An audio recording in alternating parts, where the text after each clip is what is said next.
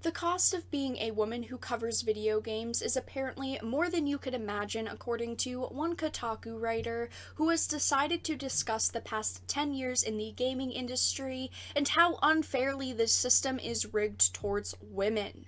As a woman who covers video games, I am not buying the narrative this writer is trying to spread, as this article was created just for that reason.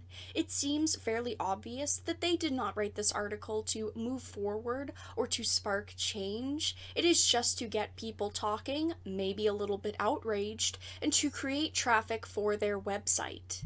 Now, this article is pretty long as it covers the past decade of the gaming industry and how women have been portrayed in video games over that time period. So I am not going to read through all of it, but I still want to hit on a few specifics here.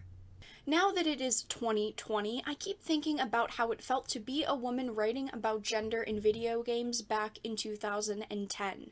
10 years ago, the gender imbalance in the video game industry was not seen as a problem to be solved so much as a mundane and largely unquestioned reality.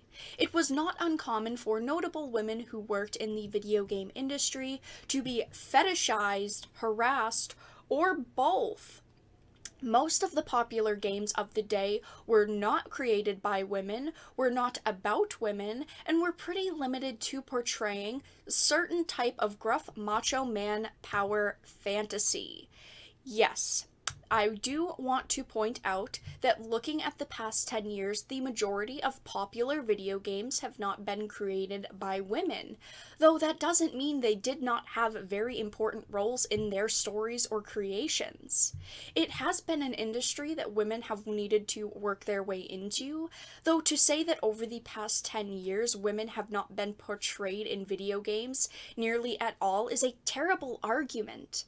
Most games over the past 10 years allow you to create your own male or female character, and even when they do not due to plot points or plot reasons, games such as Hellblade: Senua's Sacrifice, Rise of the Tomb Raider, Celeste, Mirror's Edge, Horizon Zero Dawn, Nier Automata have all released in the past 10 years that were hit games that have lead female roles.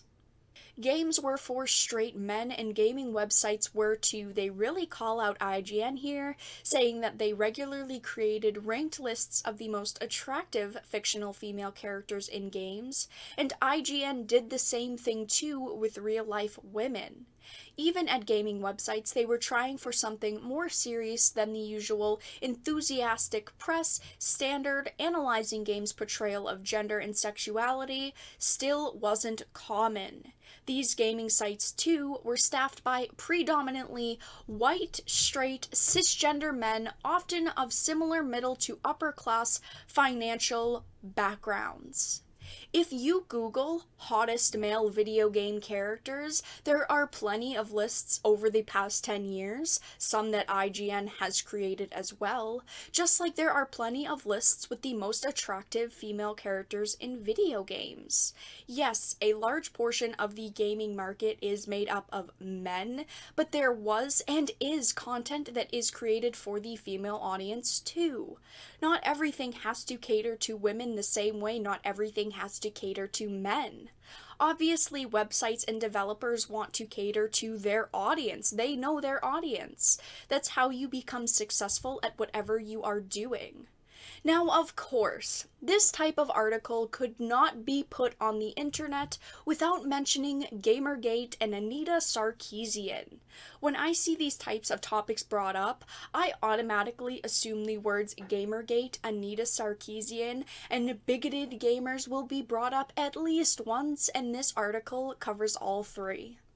On May 17, 2012, feminist media critic Anita Sarkeesian launched a Kickstarter for a video game project called Tropes vs. Women in Video Games. That went fine. Just kidding, Sarkeesian's Kickstarter went viral, and like so many other feminist critics in gaming before her, Sarkeesian received a deluge of harassment and violent threats that lasted for years. Just as marginalized gamers could find one another online and make their voices heard, so too could bigoted gamers.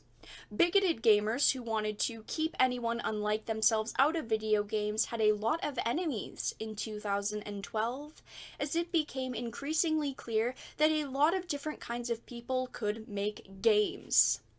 I am going to point out something here that they do not want to, and that is the fact that men were harassed during Gamergate too.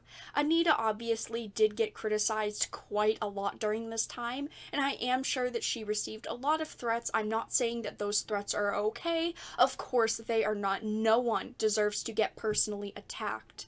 But look at the moves she made and why people criticized her. A huge portion of it wasn't because she was a female. Most men that I have met in the gaming industry are welcoming to females and do not have a problem with females being in their industry. None of them are saying that this is disgusting, females are taking over the video gaming industry. She was attacked and criticized because she was very hypocritical, always contradicting herself. She constantly overanalyzes things to look for sexism and misogyny. She has supported some very questionable situations, but those are just a few reasons as to why people dislike her. But this article does not give the other side of the story, only the viewpoint they want to show that supports what they're trying to push. I am going to say something that may shock the person writing this article. In every industry, there is harassment. In every industry, there are bad people, and in every industry, people are treated unfairly regardless of your gender. I am curious as to why this writer has not made a version of this article, but from the male perspective, or they could get someone else, a male counterpart, maybe one of their male colleagues, to help them. Because men are harassed in the industry, men are bullied too. But they won't do that because it won't push their narrative. I am not saying that the video game industry has an astounding percentage of females and that the claims here are ridiculous and uncalled for, but the examples that they are using are, and the way they are approaching it isn't going to spark change, and it is not creative criticism. The writer wants to linger on the past, and they should be striving for change going into the future.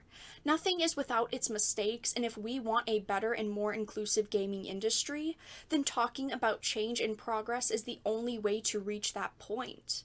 Those are all of the points that I wanted to cover, though. This article was very long, which does cover many different situations over the past decade, so if you do want to read it, the article will be in the pinned comment. So if you enjoyed this video, please make sure to give it a like, and of course if you did not, make sure to give it a dislike. I appreciate your support either way, but I will talk to you all again in the next video really soon.